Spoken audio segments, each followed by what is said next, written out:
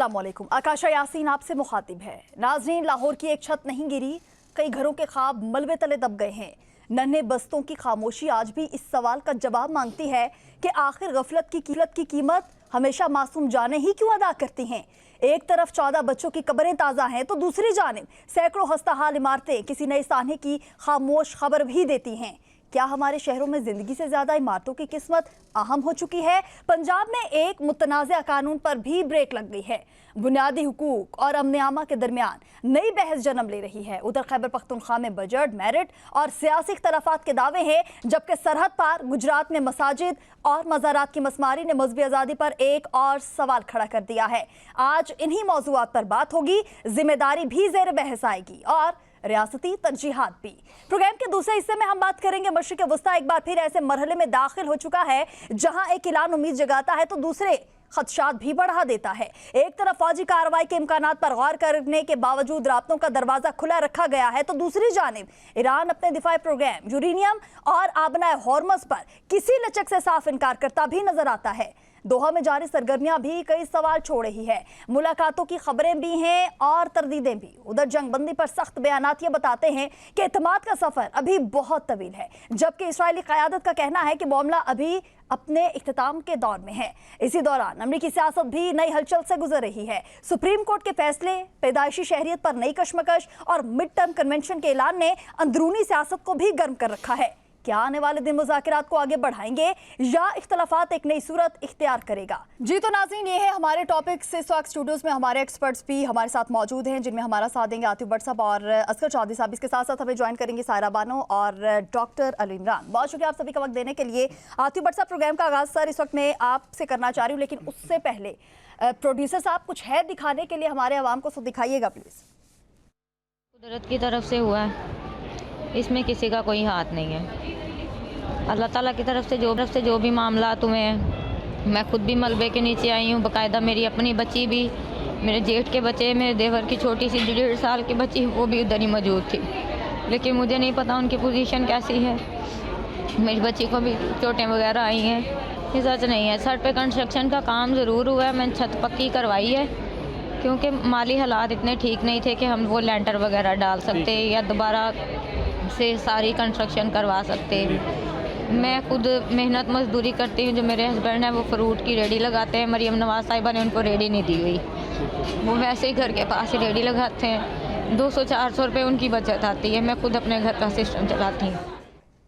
आपने वीडियो देखी, आप समझ से बाहर हैं चीज़ें कि क्या ये जिम्मेदार हैं जिनको गिरफ्तार किया गया है? क्या ये टीचर जिम्मेदार हैं कि जब कंस्ट्रक्शन का काम हो रहा था घर में तो आपने उन बच्चों को छुट्टी क्यों नहीं दी?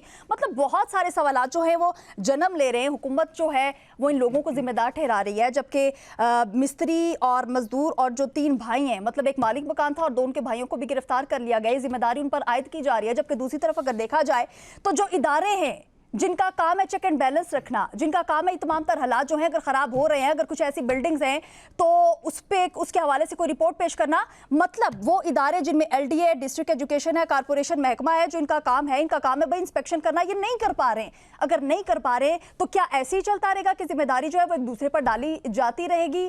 क्या कहेंगे सर इस पर आतिफ भट्ट साहब? आकाशा, सबसे पहले तो आपका बहुत शुक्रिया। ये जो इंतहाई अफसोसनाक वाक़या लाहौर काना में पेश आया है, तो इस वक्त जो ज़िम्मेदारी है वो कोशिश की जा रही है कि जो वालिदैन हैं, जो ट्यूशन पढ़ाने वाले हैं, उन पर डाल दी जाए या घर वालों पर डाल दी जाए। लेकिन हमारे यहाँ बदकिस्मती हम इस एंगल से क्यों नहीं देख रहे कि वो घर में ऐसे घर में पढ़ाने पर मजबूर हैं जो अपना घर का निज़ाम चलाने के लिए, और इस हवाले से इदारे भी मौजूद हैं। जब ये घर बनते हैं तो ये इंस्पेक्शन होती है, बहुत मामला हुकूमत के पास होते हैं करने के लिए, लेकिन वो उनके जो अफसरान हैं वो दफ्तरों में दुबक कर बैठे होते हैं और जो पैसे आते हैं अंडर द टेबल और मामला सारे जो है रफा दफा हो जाते हैं। अभी भी ये तो लाहौर में एक घर गिरा है तो सबको पता चला कि ट्यूशन सेंटर है। अभी भी आप किसी भी गांव देहात किसी शहर में चले जाएं तो कहीं पर भी रजिस्टर्ड जो है ये जो ट्यूशन पढ़ाई जाती है ये सिर्फ अपने घर का निज़ाम चलाने के लिए जो है वो पढ़ाई जाती है। अब आपको भी पता है और मुझे भी पता है कि जो मुल्क के हालात हैं, और ऐसे में एक घर बनाना या लेंटर डलवाना जो घर की छत होती है तो वो कितना मुमकिन है किसी गरीब आदमी के लिए, जितनी महंगाई हो चुकी है। यहाँ पर तो 3 वक्त की रोटी खाने के बजाय अब 2 वक्त की रोटी जो है वो मतवस्त तबका जो है उस लेवल पर पहुंच चुका है कि सिर्फ 2 वक्त की रोटी खाता है। तो ऐसे में अभी ये वाक़या हुआ और उसके बाद जो पंजाब हुकूमत की जानिब से एक्शन लिया गया और जो तमाम इदारों की जानिब से एक्शन लिया गया है, इससे पहले ये इदारे सोए हुए थे। जब जो गोदें उजड़ी हैं तो उसके बाद उनको जाकर ये ख्याल आया कि ये यहाँ पर एक ट्यूशन पाई जा रही थी और ये घर गिर गया। बाद में याद उससे पहले ये क्यों सोए हुए थे? मैं तो समझता हूँ कि सबसे पहले जो जिम्मेदारान है वो हमारी हुकूमत है, उसके बाद उनके मातहत जो इदारे और उनके अफसरान हैं वो इसके जिम्मेदार हैं, उनके खिलाफ कार्रवाई होनी चाहिए। और ये जो खातून टीचर हैं वो जो ट्यूशन पढ़ा रही थी वो कोई बड़ी खुशहाल नहीं थी, वो अपने घर का निज़ाम चलाने के लिए कि जो मुल्क के ऐसे हालात हुए हैं कि अपना घर का निज़ाम चलाने के लिए 4 घर वाले कमाते हैं तो तब जाके 5 लोगों को जो है वो खाना नसीब होता है, वो भी 2 वक्त का। और ऐसे में वो अपने हस्बैंड का साथ दे रही थी घर चलाने के लिए। और वो आपने उनकी गुफ्तगू भी सुनी है, वो कह रही हैं कि वो एक रेडी लगाते हैं और वो रेडी जो है वो भी अपने घर के बाहर ही कहीं पे लगा लेते हैं। उस हवाले से रेडी भी कोई हुकूमत की जानब से या वज़ीर-ए-आला पंजाब की जानब से उनको नहीं दी गई। जो हुकूमती जिम्मेदारियाँ हैं वो पूरी नहीं करनी और ज़िम्मेदारी जो है वो अब किसी गरीब पर डाल दी जाती है। हमेशा हमारे मुल्क का ये अलमिया रहा है। और अभी ये जो 14 ख़ानदान जिनके घरों में ये मैतें उठी हैं और जो वहाँ पर जो एक शोक आलम है, तो ये अभी जो है वो हुकूमत की जानब से एक ऐलान किया गया है कि इतना मुआवजा देते हैं, गम में बराबर के शरीक हैं। लेकिन ये क्यों नहीं सोचा जा रहा कि ये जो वाक़या पेश आता है हमेशा इस तरह का, चाहे कराची के बल्दिया टाउन वगैरह में हो या इधर लाहौर काना में हो, तो क्यों हुकूमतें जो हैं वो खामोश तमाशाई बनी होती हैं? क्यों इदारे जो हैं वो अपने दफातर के अंदर दुबक कर बैठे होते हैं और वहीं पर बैठकर सारा कागजी काम जो है वो कर रहे होते हैं? क्यों कोई एक्शन लेकर ये तमाम तर हमारे मुल्क में यहाँ पर बाज़ पहले वाक़यात होते थे कि CNG की जो सिलेंडर लगी हुई गाड़ी है वो ब्लास्ट का उसमें आग लग गई और उसमें बच्चे या जो बड़े जो होते थे उसमें फौत हो जाते थे, तो उसके बाद ये एक्शन लिया जाता था। हालांकि सबकी नाक के नीचे ये मेन रोड के ऊपर वो CNG की गाड़ियां चलती थी। इसी तरह ये ट्यूशन सेंटर लाहौर कहना में कोई एक ट्यूशन सेंटर नहीं है, ये प्राइवेट हर 2 घर छोड़ के मिलेगा। और वो ट्यूशन सेंटर जो है वो कोई खुशी से नहीं बनाए हुए, वो अपना घर का निज़ाम चलाने के लिए बनाए हुए हैं। और उनके पास अगर इतना सरमाया होता कि वो अपने घर का लेंटर डलवा सकते और घर को अच्छी तरह फर्निश कर सकते तो वो उनको ट्यूशन पढ़ाने की क्या जरूरत थी। लेकिन उन्होंने खैर जिंदा रहने के लिए 2 वक्त की रोटी खानी थी। और अब होना क्या है कि ये घर गिर गया है, कुछ ऐसा FIR चलेगी और ये घर वालों को थोड़ा सा पुलिस तंग करके उसके बाद इस पर कुछ सजा तो नहीं होनी और इसकी रोकथाम तो नहीं होगी। क्या पंजाब में आप इतने साजगार हालात बना देंगे कि लोग घरों में ट्यूशन पढ़ाने की बजाय अपना घर चलाने के लिए उनको इतना अच्छा रोज़गार जो है वो मिल जाएगा हुकूमत की तरफ से, या महंगाई में कमी की जाएगी? ये जब तक ये चीज़ें मौजूद रहेंगी और लोग जो हैं वो अपने घर को चलाने के लिए अपना जो पेट है उसको भरने के लिए इस तरह की मेहनत करते रहेंगे और अपने और इस तरह के वाकयात होते रहेंगे। लेकिन चेक एंड बैलेंस इस वक्त बहुत ही ज्यादा जरूरी हो गया आतिफ भट्ट साहब, क्योंकि हम देख रहे हैं कि ये हालात इसी तरीके से। मरियम नवाज साहिबा कुछ दिन पहले खुद ही कह रही थी कि मतलब बहुत से लोग ऐसे हैं जिनका 60 से 70 हज़ार में भी गुजारा नहीं हो रहा, और ऐसे में वो लोग जो ट्यूशन सेंटर अगर हम इसे कहें, मतलब अगर 30 से 40 बच्चे उनके पास आ रहे हैं, वो ट्यूशन पढ़ा रही हैं। अभी आपको वो वीडियो भी आपको दिखाई है सर, उस वीडियो में भी वाज़े तौर पे देखा जा सकता है कि किस तरीके से वो कंफ्यूज हैं। वो कह रही हैं कि भाई अभी मेरे ये हालत है, मैं खुद उस मलबे तले दब गई थी, मेरी बेटी बहुत ज्यादा जख्मी और मुझे ये कहा जा रहा है कि भाई तमाम तर जिम्मेदारी आपकी है। आकाशा, इसमें एक जो चीज नोट करने वाली है वो ट्यूशन को बहुत ज्यादा नहीं लेती थी, किसी से 600-700, यानी कि जो गुरबा हैं, गरीब लोग हैं, उनके बच्चे वहां पर जाकर पढ़ते थे ताकि वो स्कूल में अच्छे नंबर लेकर पाकिस्तान का मुस्तकबिल का जो मामार है वो तैयार कर रहे थे। अगर इन वालदैन के पास इतने बड़े सरमायादार होते तो अपने बच्चों को क्यों ना किसी बेहतरीन अकेडमी में, बेहतरीन जगहों पर जहां पर एयर कंडीशंस लगे हों, वहां पर बैठकर इनके बच्चे ट्यूशन पढ़ते। लेकिन चूंकि हर शख्स जो गरीब आदमी है उसने अपने बच्चों को भी पढ़ाना है और जैसे तैसे अपना पेट काट कर वो पढ़ा रहे हैं। और अभी मैं लास्ट में ये कहूंगा कि ये तमाम तर जिम्मेदारी पंजाब हुकूमत और उसके मातहत जो इदारे हैं LDA, उनकी जिम्मेदारी है कि उनको ये बिल्डिंग कंट्रोल से मुतल्लिक या इस तरह की जो इंस्पेक्शन है वो करनी चाहिए थी। लेकिन वो कितनी इंस्पेक्शन करेंगे, क्योंकि जो पंजाब के हालात हैं, हर दूसरा घर गरीब है और वो अपना घर का निज़ाम चलाने के लिए कोई ट्यूशन पढ़ा रहा है, कोई मुख्तलिफ काम कर रहा है। और ये वाक़यात जो है इन लोगों के लिए सर हालात और भी बहुत ज़्यादा ख़राब हो गए। असगर चौधरी साहब आपकी तरफ आना चाहोगे सर, आप फील्ड में भी रहते हैं और वक्तन फ़वक्तन इस तरह की खबरें जो हैं वो हमें देते भी रहते हैं। अब बच्चे मर गए हैं, अब क्या इंसाफ दोगे? ये ड्रामा बंद करो। ये मैं नहीं कह रही हूँ, ये एक माँ कह रही है जिसके 3 बच्चे जो हैं वो कल इस सान्हे में जम बहक हो गए हैं। मतलब अब कहने का मकसद ये है कि ऐसे में कुछ सहाफ़ियों पे भी जिम्मेदारियां आयद होती हैं। बहुत सारी वीडियोस जो है सर सोशल मीडिया का दौर है, नज़र से गुजरी हैं और बहुत सारे सहाफ़ी हजरात ऐसे हैं जिनका ताल्लुक किसी प्रॉपर चैनल से नहीं है।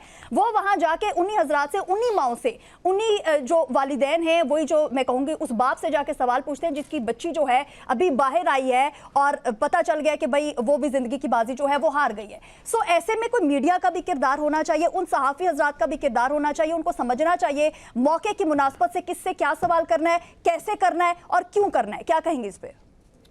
जी बहुत शुक्रिया काशा। इंतहाई अफसोसनाक एक तो ये सान्या है। मैं पहले आप सिर्फ अपने मीडिया के दोस्तों की बात के ऊपर ज़रूर कमेंट करूँगा। असल में बात ये है ना कि जब बंदर के हाथ में उस तरह आ जाए ना तो उसे ज़ख्मी ही करना है। यही कुछ हो रहा है यहाँ पर माशरे के अंदर। जो कुछ हो रहा है ना, एक ज़ख्मी बाप है, वो जो ज़ख्म लगा हुआ है आप उसके ऊपर नमक छिड़क रहे हैं, मिर्चें छिड़क रहे हैं उसके ऊपर, तरह तरह के ये सवालात करके, ऐसी ऐसी वीडियोज़ बना के।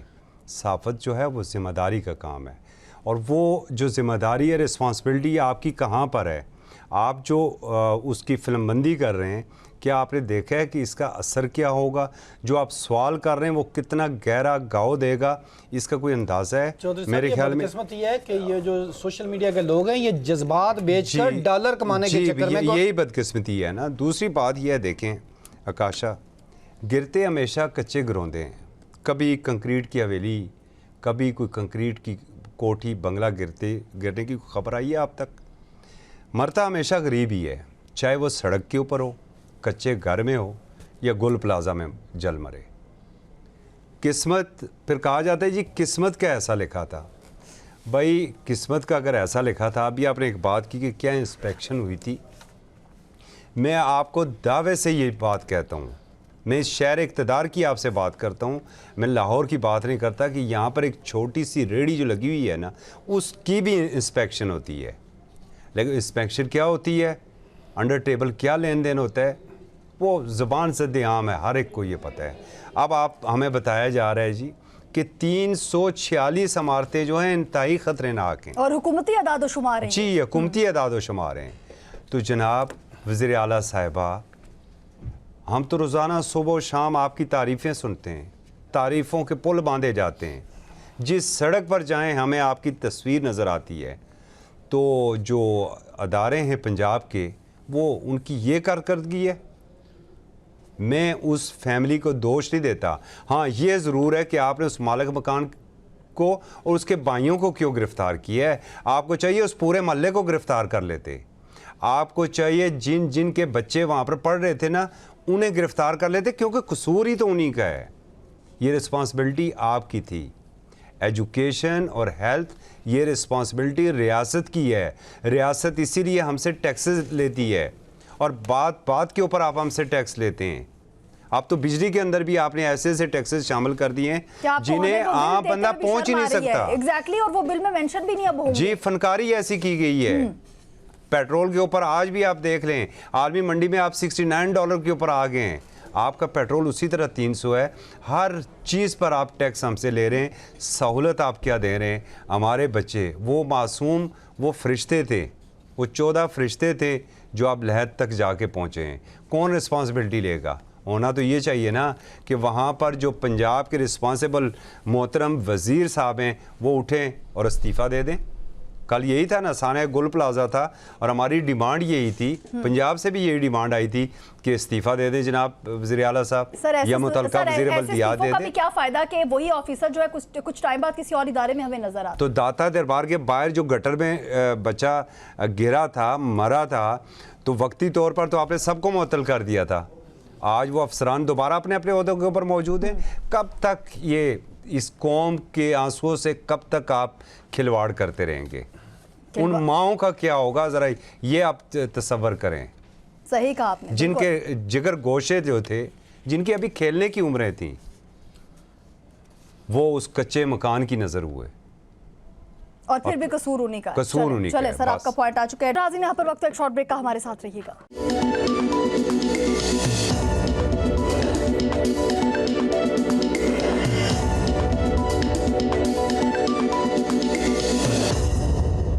Welcome back. एक मिनट फिर आपको खुशामदीद कहेंगे। डॉक्टर अली इमरान साहब, आपकी तरफ आना चाहूँगी। चेक एंड बैलेंस रखना सर किसका काम है? ये भी समझ नहीं आ रही इस वक्त कि ये हुकूमत का काम है या अवाम का काम है। उसके साथ साथ अगर हम देखें तो जो बिल्डिंग की इंस्पेक्शन है भाई वो किसने करनी है? आप करेंगे या हम करेंगे, या ये भी हमारा काम है? जो इदारे इसके लिए मुख्तस किए गए हैं, LDA है, डिस्ट्रिक्ट एजुकेशन है, कारपोरेशन महकमा है, भाई ये उनके काम है, ये हमारे काम नहीं है। क्योंकि जब भी हमसे कुछ हो जाता है, कुछ इस तरह का बड़ा सानिया हो जाता है, तो इल्ज़ाम भी हम ही पे डाल दिया जाता है। क्या कहेंगे अली इमरान साहब? बिस्मिल्लाहिर्रहमानिर्रहीम। आकाशा, देखिए हम तो इस सिस्टम के बहुत बड़े क्रिटिक हैं। हम बार बार ये बात कहते हैं कि ये नाअहल लोग हैं। इन लोगों को जिस तरीके से हुकूमत पे लाया गया, आज 2 साल के बाद 8 फरवरी 2024, 25 और 26 इन्होंने खुद को जाहिर कर दिया। क्योंकि इससे पहले जितनी भी इन्होंने हुकूमतें की हैं, उस वक्त सोशल मीडिया का दौर नहीं था, उस वक्त मीडिया इतना एडवांस नहीं था, उस वक्त लोगों की रसाई मीडिया तक इतनी नहीं थी। आज कदम कदम पर लोगों को इनके जो करतूत हैं, जो काले करतूत हैं, वो नजर आ रहे हैं। देखिए, एजुकेशन और सेहत का जो मामला है, ये 18वीं तरमीम के बाद सूबों के हवाले कर दिया गया। यानी तमाम जो फंड्स होंगे इन डिपार्टमेंट्स के लिए, सेहत के लिए और एजुकेशन के लिए, वो सूबा उसमें खुद मुख्तार होगा कि इनकी देखभाल वो खुद कर सके और जितना चाहे जो फंड है अपने तय जो इसके पास आता है उसको इस्तेमाल करे। अब जब हम बात करते हैं इस वाक़े की, जो 14 बच्चे शहीद हुए, देखिए आकाशा, आज इस मुल्क का निज़ाम यहाँ तक पहुंचा तो उसके कोई असबाब और वजूहात भी तो है ना। असबाब और वजूहात ये हैं कि हमने इस मुल्क में ना लोगों को पढ़ने दिया, तालीम को आम होने दिया, ना आज इस मुल्क की कोई ऐसी यूनिवर्सिटी है जो दुनिया की 500 बड़ी यूनिवर्सिटियों में शामिल हो। तालीम का निज़ाम आपके सामने है कि वो औरत दिन के टाइम पर ये जो जगह थी, ये स्कूल के तौर पर इस्तेमाल होती थी और शाम के वक्त ये ट्यूशन सेंटर बन जाता था।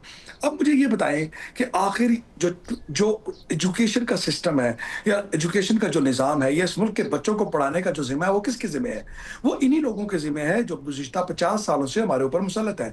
आपने देखा कि ये मोहतरमा जो वज़ीर आला साहब हैं, पहले इनके वालिद साहब पंजाब के चीफ मिनिस्टर कई बार रहे, फिर इनके चाचा रहे, फिर इनके कज़न रहे, आज ये खुद पंजाब में चीफ मिनिस्टर है। इनको social anti social behaviour bill से फुर्सत मिले, इन्हें गुंडा एक्ट बनाने से फुर्सत मिले, इन्हें अपने जहाज़ों में सैर करने से मौका मिले, तो ये सोचे कि पाकिस्तान की आवाम के साथ क्या हो रहा है। मैं ये समझता हूँ कि अब मोहतरमा ने जो 12 अरब रुपए का जहाज़ लिया था, जिसके बारे में ये कहा जाता था कि ये एयर एम्बुलेंस है, फिर उन्होंने कहा ये पंजाब एयरलाइन का है, और अब वो कहती है कि ये मोहतरमा की मसरूफियात जो है उनके लिए है। तो आप ऐसा करें कि इस जहाज़ से लोगों को जो कफन जो है ना वो जहाज़ के अंदर से फेंकना शुरू कर दें, ताकि लोगों के जो बच्चे इस निज़ाम के का शिकार हो रहे हैं, इस निज़ाम के मुजालिम का शिकार हो रहे हैं, ताकि वो लोग अपने बच्चों को जो है वो कफन डाल सकें। हमने बारहा ये बात की कि पूरी दुनिया में जब कोई सोसाइटी बढ़ना शुरू करती है, ग्रो शुरू होती है, तो 2 चीज़ों पर बहुत फोकस किया जाता है, एक तालीम का निज़ाम और एक सेहत का निज़ाम। इसके बाद अगले जो मराइल हैं वो तय होते हैं। जब कोई शख्स पढ़ जाता है तो वो पढ़ने के बाद सेहत के निज़ाम उसके पास होता है, तो वो खुद अपने लिए जो है वो रोज़गार की अपॉर्चुनिटीज़ को क्रिएट कर लेता है। हम ये समझते हैं कि ये लोग नाअहल हैं। हम बार बार ये कहते हैं कि 25 करोड़ अवाम में से 14 करोड़ लोगों का ये सूबा है, और उस सूबे पर एक ऐसी टिकटॉकर वज़ीर आज़म सबकी जो माँ है उसको मुसल्लत किया गया, जिसकी अपनी तालीमी काबिलियत भी अगर देख लें तो वो FA पास है। एक ऐसा शख्स जिसकी तालीमी काबिलियत ये हो और जिसके बारे में आज उसकी अपनी असम्बली के अंदर उसका अपना स्पीकर चीख कर ये कह रहा हो, और उसके अपने MPs ये चीख के कह रहे हो कि हमें तो ना वज़ीर आला साहब मिलती हैं, ना हमें टाइम देती हैं, और ना हमारे मसाइल हल किए जाते हैं। तो ये सोचें कि वो लोग जो इस अपेरेंटली, मैं उनको समझता नहीं हूँ नुमाइंदा, लेकिन चले फॉर्म 47 के जरिए उनको अवाम का नुमाइंदा बना दिया गया। तो जो लोग अवाम के नुमाइंदा हैं, असम्बली के अंदर बैठे हैं, वो इस सिस्टम के बेनिफिशरी नहीं है, उनको ये नहीं पूछती, और उनका आज अगर उनकी कोई देखभाल करने वाला शख्स था स्पीकर, तो उस आज स्पीकर के साथ भी इनका तसादम और टकराव शुरू हो चुका। तो मैं ये समझता हूँ कि अब वक्त आ गया पाकिस्तान की आवाम के लिए कि ऐसी सब्दी जो माँ है, जिसकी अपनी तालीमी काबिलियत जो है वो उस पर एक सवालिया निशान है, उनकी अपनी जो इंतजामी जो सलाहियत उस पर सवालिया निशान है। सही कहा आपने सर, आपका इस पे पॉइंट आ चुका है। सारा जी, आपकी तरफ आना चाहूंगी। क़यामत सुगरा जो है वो बर्पा हो गई, माओं के हाथों से उनके बच्चे जो है वो निकल गए हैं। हालात जो है बहुत ही ज़्यादा कशीदा है उन माओं के लिए और उन पूरी फैमिलीज़ के लिए। अगर ये 14 बच्चे कहा जाए तो 14 बच्चे नहीं है, बल्कि 14 घर हैं जहाँ पे ये मातम जो है ये सफ़े मातम जो है वो बिछा है, क्या कहेंगी इस पे सायरा जी? क्योंकि हादसात के बाद ही एक्शन लिया जाता है, कोई चेक एंड बैलेंस नहीं है। अस्सलाम वालेकुम आकाशा, आपने गलत सुना होगा, किसी और मुल्क की खबर होगी। सायरा जी ये हमारे पंजाब का हाल है और पंजाब नहीं, की वो ही खबर पंजाब है। तो यूरोप से आगे निकल गया। सबसे पहले तो ये जो बाहर से आके यहाँ पर इनका बयानिया उठाने का जिन्होंने बीड़ा उठाया हुआ है, सबसे पहले तो उनको टांगना चाहिए, जो हर वक्त ट्विटर के ऊपर बक बक बक बक बक बक चल रही होती है कि यूरोप से आगे निकल गया। शर्म आती है? चुल्लू भर पानी में डूब मरेंगे वो। अभी कल ही आपके प्रोग्राम में कहा था कि कल और परसों में 24 घंटे में बाजी इतनी फारिग थी कि बाजी ने वो बाजार में जो रंग बिरंगी ईंटें लगाई हुई हैं, या हमारे सिंध में भी काम चल रहा है ना ये पेवर ब्लॉक का, वो तो तब समझ आई कि दरियाए सिंध के पानी है नहीं और जगह जगह ये छोटी छोटी इन्होंने ना वो ये पेवर ब्लॉक की ये छोटी छोटी फैक्ट्रियां लगाई हुई हैं। तो फिर समझ आई कि ये पेवर ब्लॉक खपाना है सिंध में, इसलिए जहां पर हैवी ट्रैफिक, जहां पर गटर का निजाम नहीं, तो वहां पर लगाते हैं। तो यहाँ पर ये जो कल से खातून तस्वीरें शेयर कर रही थी मुख्तलिफ बाजारों की और दाद वसूल कर रही थी, थोड़ी सी शर्म आएगी इनको? इनकी जो वजीर है वो खड़े हो के रौनक भरे लहजे में वो कहते ना, बना है शाह का मसाहिब गिरा है इतराता। बेटा शाह ही ना होगे तो किस पे इतराओगे? ये कब तक इतराना चलेगा, मुझे बताइए इनका। अफसरशाही अवाम को ले डूबी सायरा जी। नहीं तो आप मुझे बताएं ना कि ये इतने बेशर्म लोग हैं कि यहाँ पर एक झूठ बोलते हैं, अगले लम्हे इनके मुंह के ऊपर वो कुदरत एक थप्पड़ मार देती है, मगर इनको समझ नहीं आती। इन सब पे तो मुकदमा होना चाहिए कि आपने अवाम के टैक्सेस का पैसा आपने सिर्फ वो कहते ना कि मेकअप और लेपा पोती में लगा दिया। अपने मेकअप पे लेपा पोती की बात नहीं कर रही, ये जो बाजारों में और ये जो बोर्ड और ये और वो लाइटें लगा लगा के कोई और काम है नहीं और ये कर रहे, वहां पर आपने ये मासूम बच्चे, सबसे पहले तो आप मुझे बताएं कि ये पंजाब के तालीमी मेयार की बात करते हैं, ऐसा तालीमी मेयार के बच्चों को घर जाके ट्यूशन लेना पड़ती है, फिर उसके बाद ऐसी मखदूश इमारतों में बच्चे पढ़े। उससे पहले भी एक स्कूल इनका हुआ था जिसकी छत गिरी थी, वो कौन से इलाके में था आकाशा? ये 4-5 माह पहले, रमजान से पहले एक और स्कूल की छत गिरी थी पंजाब में, तो ये गली मोहल्ले में स्कूल बना हुआ था। कोई चेक एंड बैलेंस नहीं है, सिर्फ आके इन्होंने एक पार्टी के बयानियों को इन्होंने मिल बांट के वो उड़ाना होता है, जो कि उड़ा भी नहीं पाते। सायरा बानो, आपके मैं सूबे की बात करूंगा कि यहाँ पर जो हमारा पंजाब के स्कूल है ना, वहां पर कम से कम बच्चे जाके स्कूल में पढ़ते हैं, लेकिन आपके उधर स्कूलों में भैंसें अंदर होती हैं क्लासरूम्स में और बच्चे जो है सड़क और धूप में होते हैं। बट साहब अभी इस वक्त सवाल हो रहा है पंजाब का।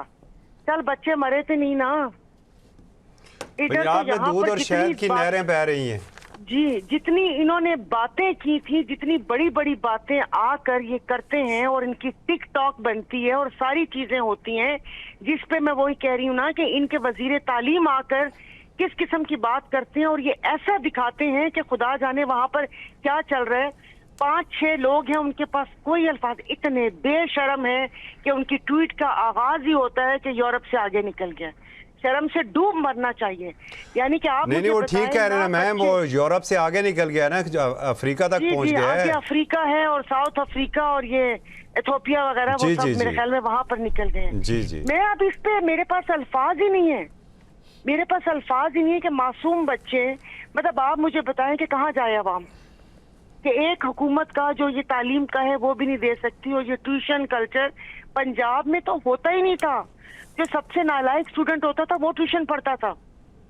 चले तमाम बातें छोड़े, मगर वहां पर ऐसी इमारतों की हालत कि आपने 14 बच्चे, 14 वो कहते हैं कि नन्हे मुन्ने मासूम बच्चे, माओ के जिगर गोशे उस छत के नीचे दब गए।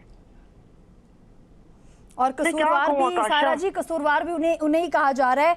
अभी जिस तरीके से सायरा जी, असगर चौधरी साहब ने भी बात किया है कि हुकूमती अदाद शुमार के मुताबिक 346 गैर महफूज इमारतें हैं, उनको भी मतलब उस पे भी कोई इनके ऑफिस और जाती उम्र तो महफूज है ना। बस ये जो ऑफिस की तस्वीरें हम टिकटॉक में देखते हैं, जिसमें टेढ़ी टेढ़ी टांगों से हीले पहनकर चलती भी आती हैं और टिकटॉक बनाती हैं, वो तो महफूज है ना। इनके महल माड़ियां तो महफूज है ना। अवाम का क्या है, अवाम तो मरती रहती है। कभी हम हादसे में मरेंगे, कभी हम बॉम्ब ब्लास्ट में मरेंगे, कभी कोई हमें मार देगा, कभी वो ये सीटीडी वाले मार देंगे, और कुछ ना हुआ तो ये छतें गिर जाएंगी। आजकल मैं आप ही के प्रोग्राम में 1000 बार कह चुकी हूँ, मतलब मैं अपने वहां पर भी बोलती हूँ, फैमिली में भी, कि भाई जिसने इस दौर से पहले घर बनाने से घर बना लिया, अभी तो घर भी बनाओगे तो दांतों तले पसीना आ जाएगा। अब तो बस इतनी 2 वक्त की महंगाई रोटी है। जो है उसी की परेशानी इतनी ज्यादा है, ये जो हमारे अवाम है इस तरीके से। अच्छा सायरा जी, गवर्नमेंट के स्कूल ने 133 बिल्डिंग्स जो हैं वो भी खतरनाक करार दी हैं, उस पर भी हम देख रहे हैं कि किसी किस्म का कोई इंस्पेक्शन ही नहीं हो रही है, मतलब जिसका जो काम है वो नहीं कर रहा, वो इधर उधर ही देख रहा है। आकाशा, चीफ सेक्रेटरी के ऑफिस के लिए लाखों रुपए वो हो जाएंगे कि वो उनकी कजीनो आराइश के लिए, इनके पार्क्स के लिए, वजीर आजम हाउस के लॉन के, सदर जरदारी सदर हाउस के लॉन के लिए अरबों रुपए इनके पास फंड निकल आएंगे। वीगो डालो के लिए निकल आएंगे।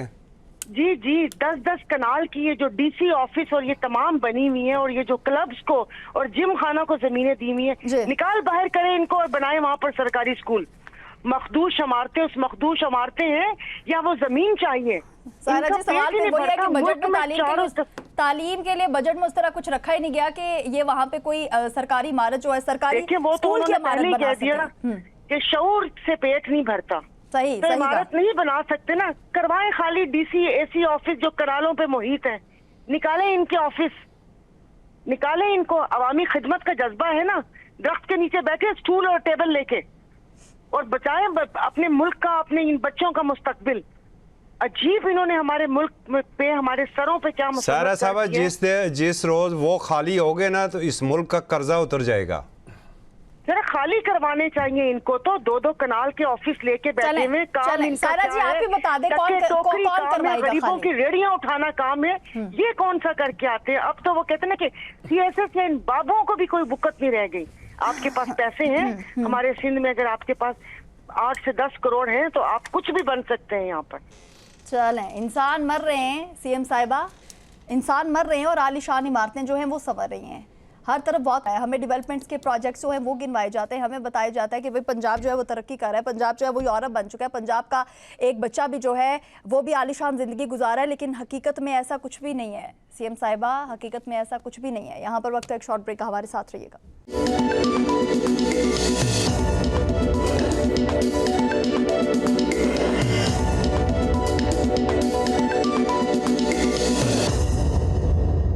Welcome back. एक मरतबा फिर आपको खुशामदीद कहेंगे। जिस तरीके से आतिफ भट्ट साहब पहले भी मैं बात कर चुकी, वही सवाल मैंने रखा था असगर चौधरी साहब के सामने, और वही सवाल सर मैं आपके सामने भी रखना चाहूँगी कि कोई ऐसा फ़र्द जिसके जो वो कहते हैं ना जिसकी ज़िंदगी उससे छीन ली गई हो, और कोई सहाफ़ी उसके पास जाके पूछ रहा है ये कैसे हुआ, कब हुआ, आपने इसकी पहले से क्या आपने सोचा था ऐसा कुछ हो सकता है? अगर आपने सोचा था तो आप वहाँ पर गए क्यों? मतलब जब आपको इस किस्म के सवालात का सामना करना पड़े तो आपको कैसा फील होगा? एक बाप है जिसके हाथों से उसकी औलाद जो है वो छीन ली गई है, मतलब उसकी औलाद जो है वो मर गई है, उनकी एक बेटी है महानूर, और उस वक्त पता चल गया कि महानूर जो है वो जाँ बहक हो गई है, लेकिन उसके बाद भी एक सहाफ़ी जो हैं वो गए हैं उनके वालिद के पास और उनको कहते उन बच्ची का नाम क्या था? उसने बताया भाई महानूर। फिर पूछते हैं उसकी उम्र क्या थी, किस क्लास में पढ़ती थी, आप उसको खाने के लिए डेली कितने पैसे, चीज़ जो वगैरह ये चीज़ें जो होती हैं आप उनको कितने पैसे देते थे, क्यों देते थे, जब आप आते थे तो आपकी बेटी कैसे भाग के आपको मिलते? मतलब भाई खुदा के बंदो, एक इतना बड़ा सानिया हो गया है, जो उसकी बेटी है वो इस दुनिया से चली गई है और उससे बात तक नहीं हो रही, और आप इस तरह के सवाल जो उसके सामने रख रहे हैं। आतिफ भट्ट साहब क्या कहेंगे इस पर? आकाशा, बदकिस्मती से जो हमारा इस वक्त जो सोशल मीडिया है वो इतना ज़्यादा बेरहम हो चुका है कि उसको डॉलर्स के आगे कुछ नज़र ही नहीं आ रहा। उनकी आंखें जो हैं वो चंदिया जाती हैं जब देखते हैं कोई इस तरह का वाक़या आता है, तो फिर डॉलर्स जो है वो उनको नज़र आना शुरू हो जाते हैं, और वो फिर जो अखलाकियात है और जर्नलिज़म के जो असूल हैं ये सारी चीज़ें भूल कर, हालांकि असगर चौधरी साहब भी इस बात पर इत्तेफाक करेंगे कि जो हर सोशल मीडिया वाला है वो जर्नलिस्ट कहला नहीं है। जर्नलिस्ट बनने के लिए या उसके लिए जो उसके एक तरीक़ाकार है वो वही जो है वो, अब हमारे अगर इस्लामाबाद की मिसाल ले लें तो यहाँ पर प्रेस क्लब में सिर्फ जो सोशल मीडिया या यूट्यूबर है उसको हमने कभी भी मेंबर नहीं बनाया और ना ही जर्नलिस्ट तस्लीम किया है। लेकिन यहाँ पर इन्होंने अब जो सोशल मीडिया है उसका मकसद तो कुछ और था इंफॉर्मेशन के लिए, लेकिन अब इन्होंने रोज़ी का ज़रिया जो है वो बनाया हुआ है और रोज़ी कमाने के लिए उनको जिस हाथ से गुजरना पड़ता है वो गुजर जाते हैं। आकाशा, हमें तकरीबन ये असगर चौधरी साहब हैं, इन्होंने भी तकरीबन 20 से 25 साल हो गए, हमें भी 20 से 25 साल हो गए हैं सहाफ़त करते हुए। जब कभी भी ऐसा अफसोसनाक वाक़या हुआ है किसी भी जगह पर, तो हमें जब ये हमने वहाँ पर जाकर कोई एज लाइव या लाइव वगैरह करना होता था, ज़ाहिर इंफॉर्मेशन तो आवाम तक शेयर करनी होती थी, तो हम लोग बहुत ज़्यादा जो है वो हमें इस चीज़ पे वो शर्मिंदगी हो रही होती थी कि अगर कि हम इनके जो वालदैन हैं उनके जज्बात जो है वो जिस तरह दिखा रहे होते हैं, और वो फिर अब बाज़ औक़ात हमें कहा जाता था कि इनके वालदैन के साथ एज लाइव करें। वो बाज़ औक़ात कुछ वालदैन की जब हम सूरत हाल देखते थे तो हम एज लाइव नहीं कर पाते थे, और हम फिर भी जो भी काम करते थे विद परमिशन करते थे और एक ही सवाल करते थे कि ये वाक़या हुआ है, आप क्या कहेंगे, आपका जो प्यारा जो है इस दुनिया से चला गया है जी। हम कोई दूसरा तीसरा सवाल कभी भी नहीं करते थे, और वो सिर्फ एक आवाम की इन्फॉर्मेशन के लिए था कि आवाम से वो चीज़ शेयर कर रहे थे बजरिया टेलीविज़न। लेकिन अब जो डिजिटल मीडिया आया हुआ है वो कहते हैं कि हमारे 8 मिनट जो हैं इसके वालदैन से पूरे करें, जिसमें इनके आंसू भी नज़र आ रहे हो, इनकी फ़लाँ चीज़ भी नज़र आ रही हो, और फिर वही जज्बात जो है हम आगे सोशल मीडिया पर बढ़ा चढ़ा कर बेचेंगे और उसके बाद हमें जो है वो डॉलर्स आएंगे। और ये सोशल मीडिया जो है वो, अगर आप एग्जाम्पल देखते हैं तो हमारे पाकिस्तान में अभी आप इधर सड़क पर निकल जाएँ, कोई भी हादसा पेश आता है तो उसमें कोई भी शख्स आगे होकर उन हादसे के में जो जख्मी होने वाले हैं उनकी मदद नहीं करेंगे। वहां पर टिकटॉक बनाएंगे, वीडियो बनाकर फौरी तौर पर अपडेट करेंगे कि इस्लामाबाद के सेक्टर फलां में या इस्लामाबाद की फलां सड़क पे ये फलां वाक़या है, और उनको हॉस्पिटल ले जाने में कोई किरदार अदा नहीं करेंगे। जब तक उसको एम्बुलेंस आकर ले नहीं जाएगी तब तक वो अपने डॉलर्स कमाने के लिए दौड़ में लगे रहेंगे। जब एम्बुलेंस ले के हॉस्पिटल रवाना हो जाएगी वो अपने डॉलर्स के पीछे पीछे जो है किसी दूसरी मंजिल की तरफ।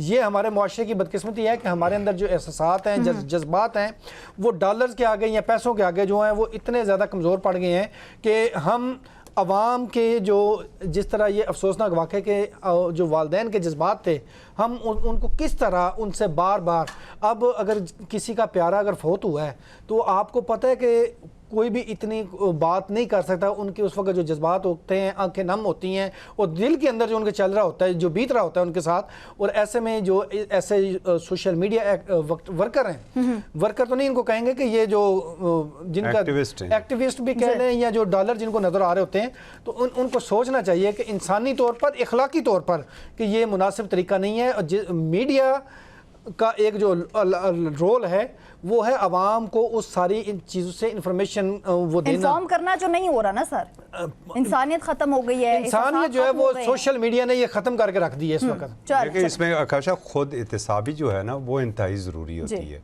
कि हम जो चीज़ पब्लिक को दे रहे हैं वो क्या है, रियलिटी के कितने करीब है। और बसा औकात कुछ ऐसा सच भी होता है जो कड़वा सच जो होता है, हमारी कोशिश होती है कि जब वो पब्लिक तक जाए तो उतना कड़वा ना रहे, सिर्फ जो इंफॉर्मेशन है हम वो शेयर करें। आकाशा यहाँ पर एक जुमला मैं जरूर बोलूँगा कि जब इस तरह का कोई भी वाक़या हो, ज़रूरी नहीं ये वाला वाक़या कोई भी हो, तो सोशल मीडिया वाले आते हैं, आके अपनी दुकान चमका के 8 मिनट की वो गए और उसके बाद फिर उसको फॉलो नहीं करते कि इस खबर का बैकग्राउंड क्या है, ये वाक़े का बैकग्राउंड क्या है और क्या चीज़ चल रही है, उसकी तरफ नहीं जाते। उनको पता कि उनकी दिहाड़ी लग गई है और वो उन्होंने बस्ता उठाया और वो चले गए। चले अली इमरान साहब आपकी तरफ आना चाहूँगी सर। टॉपिक चेंज है, कुछ आलमी मंजरनामे पे भी हम दौड़ाएंगे। ट्रंप का ईरान से दोबारा जंग के इम्कानात पर गौर के बाद सफारती रास्ता इख्तियार करने का फैसला जो है वो भी सामने आया, और इसके साथ साथ ईरानी वजीर दिफा जो हैं वो इस वक्त ये कह रहे हैं कि हमारी उंगली ट्रिगर पर है, जंगबंदी की खिलाफ वर्जी हुई तो जरूरी कार्रवाई हमारी जानिब से भी की जाएगी। क्या कहेंगे सर इस पे? आकाशा देखें, मैं पहले दिन से ही कहता हूँ कि ये एक ऐसा जख्म है जिससे खून रसता रहेगा। देखिए, अमेरिका एक सुपर पावर है और ईरान ने जिस तरीके से अमेरिका के दांत खट्टे किए पिछले 4 महीनों से, लड़ाई को जिस मतलब काफ़ी लंबा ड्रैग करके वो ले गया, तो आज अमेरिका बिल्कुल भी इस मूड में नहीं है कि वो ईरान से किसी भी किस्म की रिकन्सिलिएशन करे या ईरान को ये लेवरेज दे इस खित्ते के अंदर कि वो खित्ते की एक बड़ी ताकत बन के उभरे और मिडल ईस्ट के ऊपर वो अपना तसल्लुत या कब्जा कर सके। अब मसाइल अमेरिका के लिए ये हैं कि मैं एक रिपोर्ट पढ़ रहा था वॉल स्ट्रीट जर्नल की, और उसमें जो वो बता रहे थे, जो लिखा था वो ये था कि अमेरिका के पास जो असले के ज़खायर हैं, जो स्टॉक पाइल्स हैं, जो स्ट्रेटजिकली जितने उनके पास अपने लिए होने चाहिए, अगर किसी जंग की सूरत में उनको ज़रूरत पड़ जाए, तो उनके जो असला के ज़खायर हैं वो उससे कम पड़ चुके हुए हैं। अब मुझे ऐसे लगता है कि अमेरिका की जो स्ट्रेटजी है वो ये है कि उनका एक जो फैक्शन है, जैसे मार्को रूबियो जो सेक्रेटरी उनके फॉरेन अफेयर्स हैं, और एक तरफ उनके जेडी वैंस जो वाइस प्रेसिडेंट है। एक जो साइड है मार्को रूबियो, उनके बारे में कहा जाता है कि वो प्रो इसराइल है, और वो इसराइल के अंदर अमेरिका के अंदर जितनी भी इसराइली ऑडियंस है उनको खुश करने के लिए हमेशा इसराइल नवाज बयान देते हैं ताकि उनको भी खुश रखा जा सके। और जेडी वेंस जो हैं वो लड़ाई के खिलाफ खड़े होते हैं और लड़ाई के खिलाफ बात करते हैं और कहते हैं कि हमें इस जंग से निकलना चाहिए। लेकिन हकीकत इसके बिल्कुल बरक्स है आकाशा। आप देखेंगे कि जैसे ही अमेरिका को मौका मिलेगा, जैसे ही अमेरिका के पास वो ताकत वापस आएगी, उनके जो स्टॉक पाइल्स हैं असले के वो बढ़ेंगे और वो इस पोजीशन में आएंगे, वो दोबारा ईरान को हिट करने की कोशिश करेंगे। क्योंकि अगर पेट्रो डॉलर को बचाना है और अगर उन्होंने अपनी तसल्लुत और ताकत को बरकरार रखना है मिडिल ईस्ट के अंदर, तो ईरान जो है वो हमेशा उनका टारगेट रहेगा। ऐसे ही इसराइल जो है, अगर इस मौके पर ईरान जो है वो इस सारी लड़ाई से निकल जाता है और उसके ऊपर से इक्तिसादी पाबंदियां जो अभी 60 दिन के लिए खत्म है और आगे भी खत्म हो जाती हैं, उनके जितने भी दुनिया में एहसास मंजमद है वो डी फ्रीज कर दिए जाते हैं और उनको तेल बेचने की इजाजत दे दी जाती है, तो फिर आप देखेंगे कि जो इसराइल है, इसराइल का जो पूरी ग्रेटर इसराइल का जो मंसूबा है वो आपको खत्म होता हुआ नजर आएगा। और फिर जो वहां और इस्राएली वज़ीर आज़म जो है वो ऐसा नहीं होने देंगे। बहुत शुक्रिया सर, आपका पॉइंट आ चुका है। सारा जी आपकी तरफ आना चाहूंगी। इस्राएली वज़ीर आज़म जो हैं उन्होंने एक इंटरव्यू में कहा है कि ईरान, हमास और हिजबुल्लाह के खिलाफ इसराइल की जंग अभी खत्म नहीं हुई और आने वाले वक्त में आप देखेंगे कि ईरान पर कितना बड़ा हमला जो है वो किया जाएगा। क्या कहेंगे इस पे? आकाशा, हाँ, तो इनका इरादा जंग बंद करने का थोड़ी है। और ये जंग तो वैसे भी इसराइल की थी। अमेरिका को तो उन्होंने कंधा इस्तेमाल किया जी। और उन्होंने भी खुशी से अपना कंधा दिया कि जंग करवाऊंगा, उसके बाद रुकवाऊंगा। और जो चंद लोगों ने उनको नॉमिनेट किया है नोबेल प्राइज के लिए, और ये सेहरा में अपने सर बांधूंगा और अल्लाह अल्लाह खैर सलाह। तो अमेरिका को भी देखें तो उनकी इकोनॉमी भी तो वॉर इकोनॉमी है ना, तो ये कभी भी किसी भी खत्ते में सुकून और अमन होने नहीं देंगे। सुकून और अमन हो गया तो इन मुल्कों का जो असला बनाने की दौड़ में एक दूसरे को पीछे छोड़ना चाहते हैं, उनका असला कैसे बिकेगा? तो जैसे अभी सही कहा इन्होंने कि ये ऐसा जख्म है जिससे खून रिश्ता रहेगा। आपने यहाँ मिडिल ईस्ट में बाकी ममालिक भी देखे हैं कि वो उनकी वो जो कहते हैं कि उस जंग के बाद इराक हो गया, कुवैत हो गया, ये तमाम सारे इनकी मतलब वो ना उनका मुआशी हालत संभली है, ना उनका इंफ्रास्ट्रक्चर और कुछ भी नहीं, कि हर वक्त वो कहते हैं कि तलवार सर के ऊपर लटकी हुई। तो ये भी इसी तरह होगा। जाहिर है उसका एक पूरा उन लोगों ने अपना जो प्लान बनाया हुआ है वो तो फुलफिल नहीं हुआ ना। उनके तो ये कि इस पे कब्जा, उस पे कब्जा, यहाँ तक आ जाना है, ग्रेटर इसराइल, ये वो, तो वो कैसे पीछे हट सकते हैं? तो ये बस चलता रहेगा। बाकी जो हमारे मुस्लिम उम्मा है उनको भी डरा के रखेंगे। जाहिर है अभी तो वो इन तमाम सूरत हाल से, अपने अवामी रद्द अमल से और तमाम चीज़ों से वो लोग इस चीज से कदम हटाएं पीछे और ये सब मामला अमन और सालसी की तरफ गया है। लेकिन ये ज्यादा देर तक जो उनका इरादा है वो नहीं रुकेगा और यही होगा कि बस फिर अगले उसमें हर कोई फिर जैसे होता है कि अपना डिफेंस या बाकी चीजें बढ़ाएगा मुल्क, और ये और वो, इन लोगों का वो जो कहते हैं कि इंडस्ट्री वो चलेगी। इसी तरह ही होगा जब तक इनके तमाम इरादे पूरे नहीं होते। सही कहा भाई, आपने यहाँ तो जंग बंदी करवा दी, लेकिन जो लेबनान में हो रहा है, जो अभी तक मतलब वो कहते हैं कि गजा की तरफ लोग जा नहीं सकते, वहां पर जो जिंदगी है जो वो वापस रवा दवा नहीं हुई और आए दिन खबरें मिलती हैं। अब तो वो कहते हैं ना कि वो खबरें भी सही तरीके से हमारे पास नहीं आती। तो ये तो बस ऐसे दिखावा है। अब देखिए अंदर क्या खिचड़ी बन रही है। और अगर आप ये समझती हैं कि बहुत आराम से ये सब तमाम सालसी और अमन हो गया और सब वो कहते हैं कि आपस में एंड में हंसी खुशी रहने लग गए, तो वो ऐसा नहीं है। वो ऐसी चीजें नहीं है। सही कहा आपने सारा जी, ऐसा बिल्कुल भी नहीं है। बहुत शुक्रिया, आपका पॉइंट आ चुका है। इस वक्त असगर चौधरी साहब आपकी तरफ आना चाहूंगी। सर, कुछ मुलाकातें भी हो रही हैं, कुछ अहम फैसले जो हैं वो भी मुतवक्के, मतलब कुछ नया होने जा रहा है, क्योंकि सरफराज बुगटी की JUI को बलूचिस्तान काबीना में शमूलियत की एक दावत जो है वो हमारे सामने आई है। क्या खबरें आपके पास? जी बिल्कुल काशा, दुरुस्त बात आपने की है। वैसे ही कोई नया नहीं होने जा रहा है, ये शुरू से ऐसा ही हो रहा है। और आपको पता है कि जो कायदे जमीयतें मौलाना फजल रहमान साहब बड़े समझदार सियासतदान हैं। जी। ये मैं नहीं बल्कि शेख रशीद साहब ने उन्हें समझदार सियासतदान बल्कि एक जुमला ऐड कर लें कि वो हमेशा हुकूमत में रहने को तरजीह देते और आइन के तनाजुर में ही वो चलते हैं। ये तारक सुमैर साहब की ये खबर थी, जो सरफराज बुगटी साहब का रब्ता हुआ है, मुलाकात हुई है मौलाना फजल रहमान साहब के साथ, और फिर मुमकिन तौर पर JUI बलूचिस्तान में सूबाई काबीना का हिस्सा बन सकती है। अच्छा, अगर ये सूबाई काबीना का हिस्सा बन जाए तो फिर ये जो 50-50 वाला फार्मूला था मुस्लिम लीग नून और पीपल्स पार्टी के दरमियान, इसका क्या होगा? यकीनन ये इत्तेहाद भी ख़तरे से दो चार होगा, क्योंकि इस वक्त स्पीकर जो हैं बलूचिस्तान में वो उनका तल्लक मुस्लिम लीग नून से है, गवर्नर जो हैं वो भी मुस्लिम लीग नून के हैं, काबीना के अंदर कुछ वज़रा हैं, मगर हुकूमत तो वहाँ पर पीपल्स पार्टी की है। और अब नून लीग का वो दड़ा जो बलूचिस्तान के अंदर बाज़ सरदार हैं वो अब दबाव डाल रहे हैं कि भाई अब बारी हमारी है, अगले 2.5 साल हमें दे, हम भी बलूचिस्तान पर हुकूमत कर लें।